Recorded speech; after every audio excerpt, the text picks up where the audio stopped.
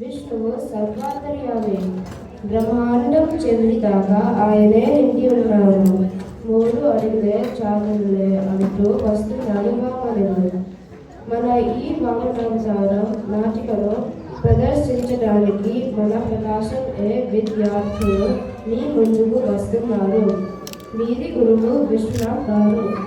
గట్టి చప్పట్లతో వారిని ఆహ్వానించారు. ఈ బోధనతో భాగవతం నువ్వే రచించేలా చేస్తున్నావు. పలికెడిది భాగవతమట, పలికించడి వాడు రామభద్రుండట. నే పలికిన భవహరమగునట, పలికెగా వేరు అంటుగాక పలుకగనేలా.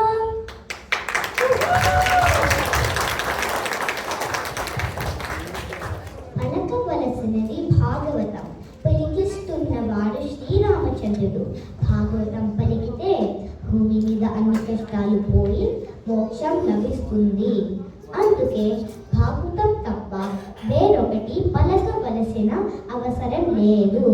నేనిప్పుడు వామనవతారం గురించి రాస్తున్నాను. నారాయణ నారాయణ, జై శ్రీమన్నారాయణ, జై శ్రీమన్నారాయణ. నమోస్తు నారాయణ, నమోస్తు.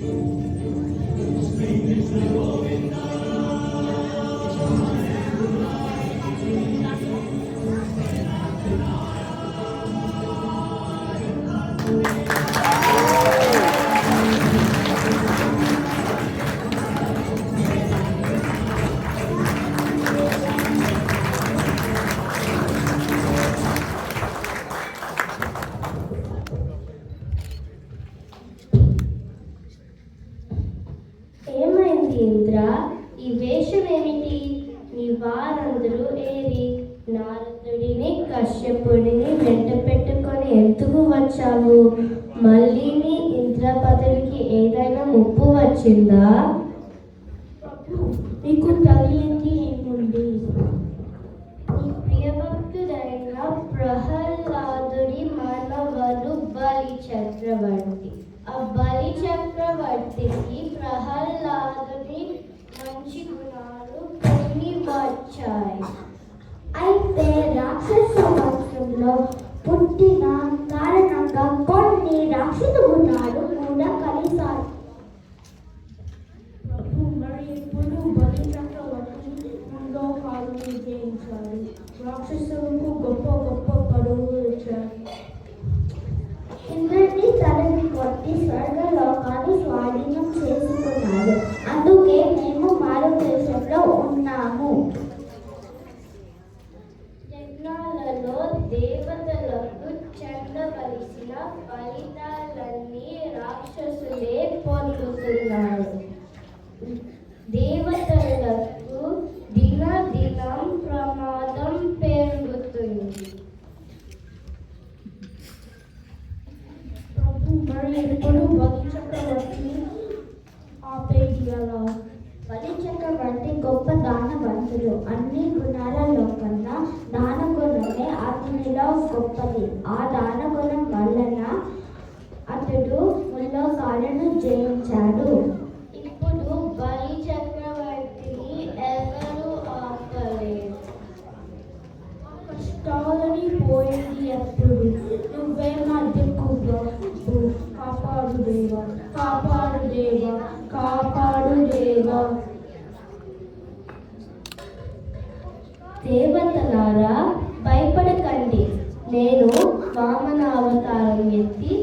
బలి చక్రవర్తి మరియు రాక్షసులను అదుపులో ఉంచుతాడు. అంతవరకు మీరు ఓపిక పట్టండి. కశ్యప మహర్షి, నేను వామనుడిగా నీ ఇంటే జన్మిస్తాను. మీరు నిష్ఠతో తపస్సు చేయండి. ఆ తపస్సు ప్రభావంతో మీ భార్య అదితి గర్భంలో అవతరిస్తాను. అలాగే దేవం మరి నేను బయలుదేరుతాను. ప్రహ్లాద మహాశయ నమస్కారం. చిరంజీవి నాయన బలి చక్రవర్తి, ఏదో ఆందోళనలో ఉన్నట్టున్నావు. తాత, రాక్షస శక్తి ఇప్పుడిప్పుడు క్షీణిస్తుంది. దాని కారణం ఏమై ఉండొచ్చు? నాయన బలి, శ్రీమన్నారాయణుడు అతిథి గర్భంలో వామనుడుగా అవతరించబోతున్నాడు. రాక్షసుల తేజస్సును ఆయనే హరిస్తాడు. ఆయన వలనే మీరు మీ శక్తిని కోల్పోతున్నారు. తాత, మన శక్తిమైన శ్రీహరిని రాముని పొగుతావా? ఇంకెవరైనా ఇలాగ మాట్లాడితే వారిని శిక్షించేవారిని. భలి, తాతకు నీతులు చెప్పే స్థితికి వచ్చావా? నువ్వు పరమాత్ముడైన విష్ణువుని నిందిస్తున్నావు. ఇది నీకు ఏమాత్రం మంచిది కాదు. నువ్వు త్వరలోనే నీ రాజ్యాన్ని కోల్పోవుగాక. తాత, నేను కోపంలో అనవసరంగా మాట్లాడాను, నన్ను క్షమించండి. నాయనా బలి, ఈనాటి నుండి విష్ణు భక్తుడిపై ఉండు. ఆ శ్రీహరియే సమస్త జన్మకు రక్షకుడు. జై శ్రీరామ్. గురుగారైన శుక్రాచార్యునికి నమస్కారం. ప్రభు, వామనుడు ఇప్పుడే మన రాజ్యంలోకి వచ్చాడు. అతని రాక రాక్షసులకి శుభం కాదు. అతను ఏమడిగినా ఇవ్వడం మీకు మంచిది కాదు. దయచేసి నా మాట వినండి. గురువయ్య, మీరు ఇట్లా అనడం మంచిదా? నాపై కరుణ చూపి నేను చేసే దానానికి అడ్డు రాకండి. బలి చక్రవర్తి, వచ్చిన వాడు సాధారణ వామనుడు కాదు, సాక్షాత్తు మహావిష్ణువే. శ్రీహరి ఈ రూపంలో వచ్చి నిన్ను మట్టు పెట్టాలని సంకల్పించాడు. మహర్షి, మీరన్నట్టు నిజంగా శ్రీహరినే వచ్చినట్టయితే నా అదృష్టవంతులు ఎవరు లేరు. శ్రీహరి చేయకుండా నా చేయి పైన ఉండడం నాకు ఆనందం కాదా? ఈ భూమిలో పేరు ప్రతిష్టలే శాశ్వతం.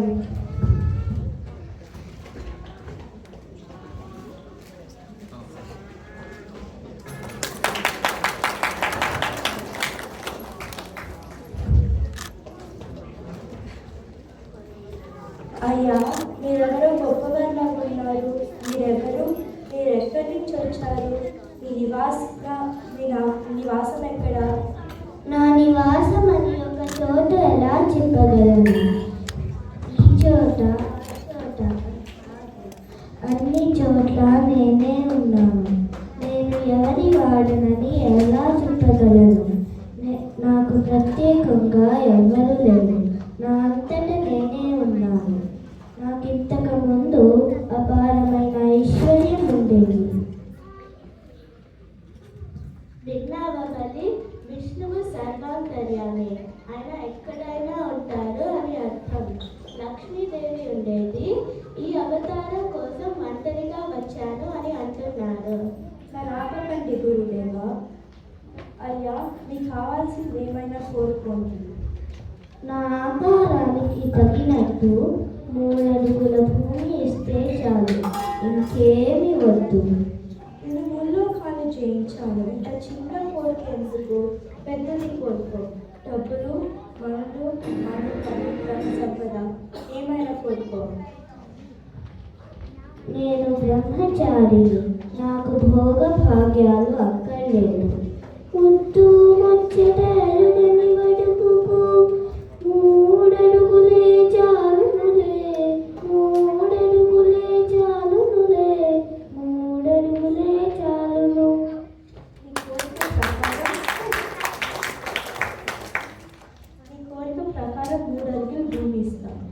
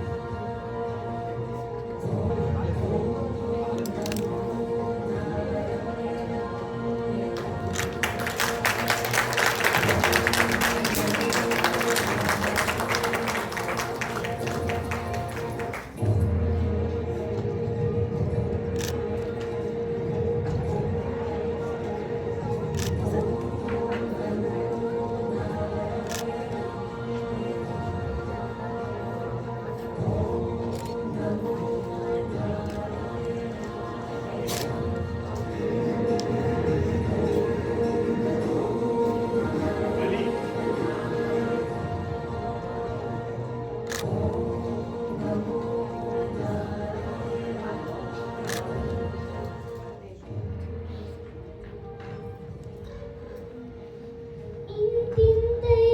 వధుడింతై మరియు దానింతై నభూవీరి పైనంతై తోయగ మండల భ్రమున కల్లంతై ప్రభారాక్షి పైనంతై చంద్రుడి కంటై ధృమిని పైనంతై మహర్వాతి పైనంతై సత్యవదోన్నతుండగుచు బ్రహ్మాండాంత సంవర్తి అయి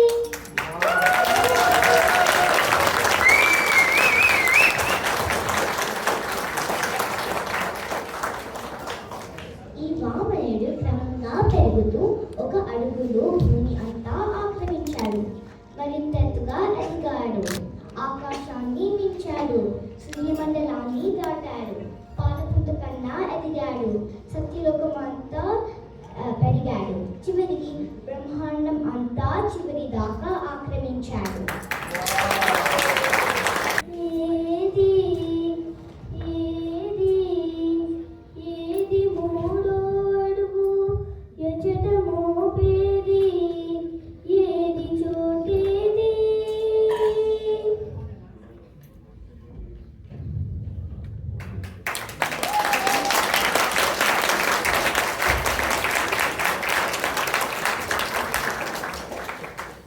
మరి నీ దానవ్రతం ముల్లోకాలను ఆశ్చర్యపరిచింది.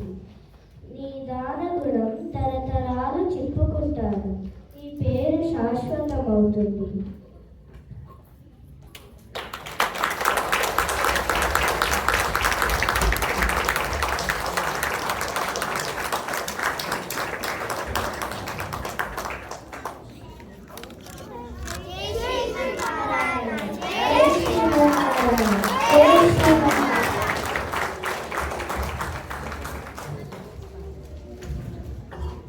జై శ్రీమన్నారాయణ.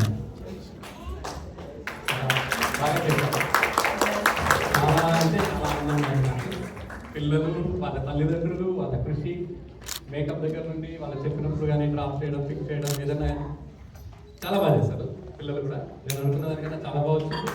చాలా మంచిగా చేస్తారు. మీ పిల్లలు, మీ తల్లిదండ్రుల యొక్క ప్రోత్సాహం ఉంటే మేము మరింత ఇన్నోవేటివ్గా ఇంకా చాలా చాలా బాగా చేస్తామని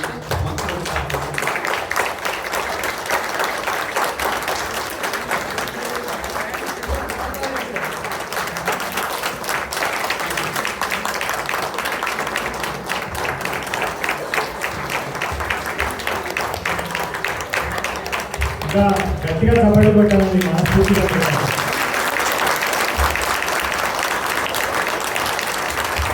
మేము పిల్లల పండుగ ద్వారా మనందరం చిన్నప్పుడు ఇటువంటి కార్యక్రమాలు ఎన్నో చూసుంటాము. సినిమాలలో చూసుంటాము, నాటకాల్లో చూసుంటాము. ఒక విధంగా అందరూ వాపోతున్నది ఏంటంటే ఈ మన ప్రాచీన సాహిత్యంలో ఉన్న గొప్ప విలువలు, దాంట్లో ఉన్న మాధుర్యాన్ని కొత్త తరం వాళ్ళు చవి చూడలేకపోతున్నారు. వాళ్ళకు ఎప్పుడు చూసినా కానీ సినిమాలు, ఆ డాంబిక పాటలు, ఆ నాట్యాలు, వాటి మీదనే ఆసక్తి పోతున్నది అని మనం బాధపడుతున్న సమయంలో మనబడి వేదిక ద్వారా మన ప్రాచీన సాహిత్యాన్ని పిల్లలకి, తద్వారా తల్లిదండ్రులకు మరోసారి చవి చూపాలన్న ఉద్దేశంతో ఇటువంటి కార్యక్రమాలు చేస్తుంటాము. నేను ప్రతి సంవత్సరం గమనిస్తున్నాను, విశ్వ గారు స్వయంగా తనే రచించి పిల్లలకు శిక్షణ ఇప్పించి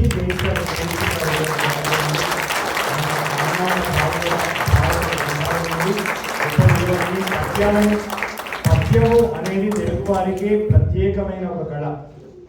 పద్యము చెప్పడం అంటే మామూలుగా ఏదో ఉప్పు కప్పు రంగు నొక్క పోలిక అవి కూడా గొప్పదే, అట్లా చెప్పడం కూడా గొప్పనే. కానీ రాగయుక్తంగా, భావయుక్తంగా పద్యాలు చెప్పడం అనేది మన తెలుగు వారికి మాత్రమే ఉన్న కళ. మీరు చూడండి, మన పాత ప్రాచీన నాటకాలు, పాండవోద్యోగ పర్వాల్లో ఉన్న చెల్లియో చెల్లకో ఆ పద్యాలు ఇప్పటికీ అర్థం తెలిసినా తెలియకున్నా చాలా మంది చెప్పుకుంటారు.